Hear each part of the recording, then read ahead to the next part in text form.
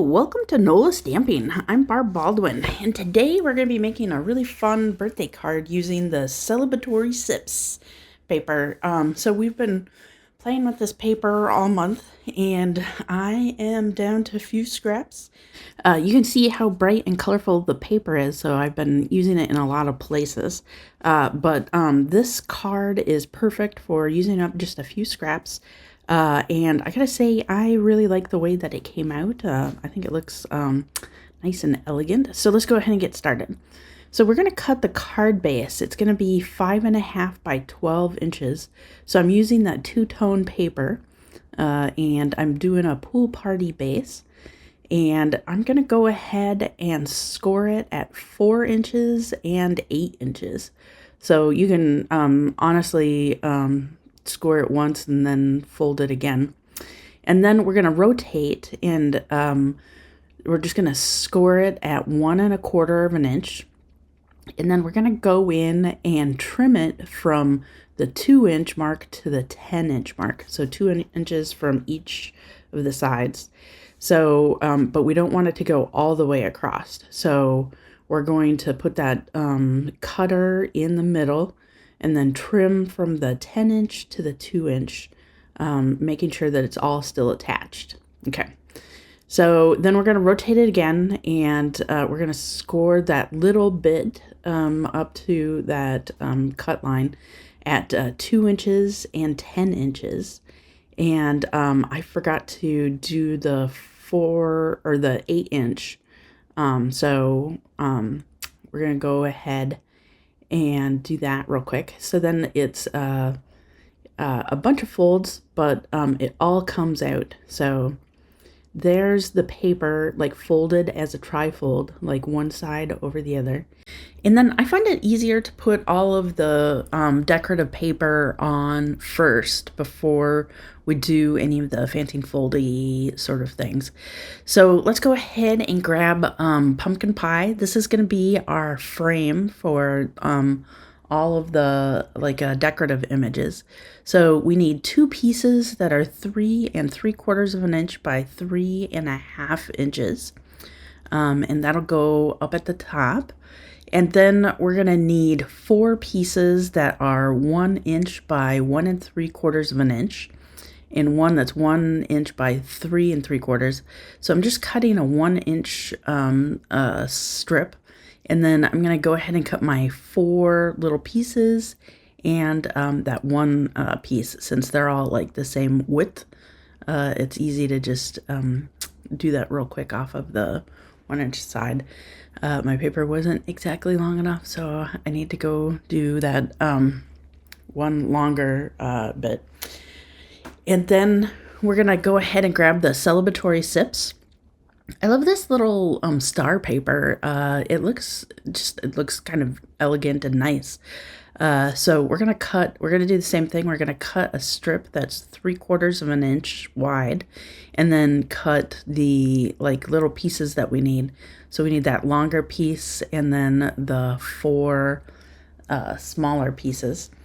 And then we are going to grab the that last little bit that is, and we're going to cut 2 that are 3 1/4 by 3.5.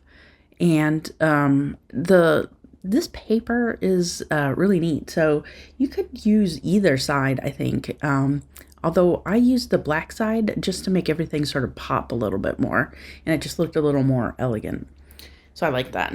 And then we're going to need 1 piece of white for the signature panel. That is 3.5 inches by 3 3/4 of an inch. So that's where we'll put the note and stuff like that for the inside of the card. Okay, so let's go ahead and start assembling them. I'm going to speed this up because it is attaching all of the frames together. And so it's pretty much self-explanatory, which frame goes on which, or which piece goes on which frame. And because it's all sort of together, I like to make sure that everything is pretty square when we're putting all these together on the frames. And then we're going to go ahead and attach them to the card base. And so this is why I like to have the card base like flat and not all folded first. Like it's so much easier to just pop everything into the right spot this way. So we're going to go ahead and just attach them. And I'm using a tape runner, so I think that should be sufficient. Although use your favorite liquid adhesive if you want instead. So go ahead and burnish the folds, and then we're just going to sort of pop out that 2-inch thing. So then it sort of folds the opposite way. And then you just want to just fold it and burnish it so that it's flat. And that is the magic of this fun fold. So that is it. That's the magic to it. So I went ahead and cut a few paper tags out using like an online exclusive. It's called Paper Tags. And it comes with dies and some really super cute stamps. So in addition to the ones from Paper Tags, I also grabbed a stamp from the upcoming World Card Making Day set. I really love the font for it, and I just needed a quick, simple happy birthday. And all those stamps are coming with the Card Making Day kit. And there's a bunch of just perfect sentiments. So I'm going to go ahead and stamp using the pumpkin pie ink and tuxedo black, just to tie in all the colors from the papers. And I'm doing like a little just for you. I've got the happy birthday and then the tag. And let's go ahead and put everything together on the card. Okay, so let's grab some dimensionals and pop up that first white part of the tag onto the pumpkin pie tag. And that second tag is just a little bit bigger. So all you really need to do is line up that heart at the top. And then I'm going to go ahead and grab some ribbon. This ribbon is called Balmy Blue. But honestly, it's so see-through that it kind of picks up the color of whatever it is that you put it on top of. So it's a sheer ribbon, and I think it just came out. And I thought, I know that it's blue-ish, but it still just kind of picks up the color of the stuff around it. So I'm just doing a quick bow at the top, and then I'm tying the bow to that the top of that tag, and just sort of zhuzhing it into place. And then I'm leaving the legs of the ribbon long because I'm going to show you a little technique for the sides of those ribbons. So like you don't have to cut them off, but we're going to incorporate them onto that card front. And I'm just going to use a couple little dimensionals to pop up that top part, and sort of secure the ribbon into place. And then I just used the tape runner for the bottom part, and I'm just sort of centering it in place on that card. And I know that you're not, sometimes you can see the adhesive, like if it's in a liquid adhesive, through the ribbon.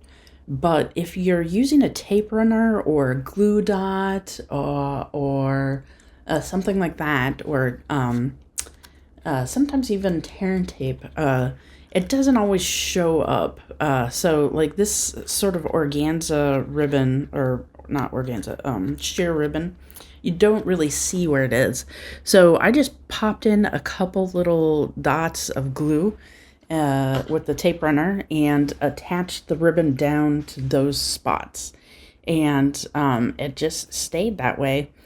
So I think that you see it a little bit more because of the glare from the video, but in person you don't really pick up on the adhesive at all. So I think it looks much nicer because it's like the ribbon is just sort of flowing down.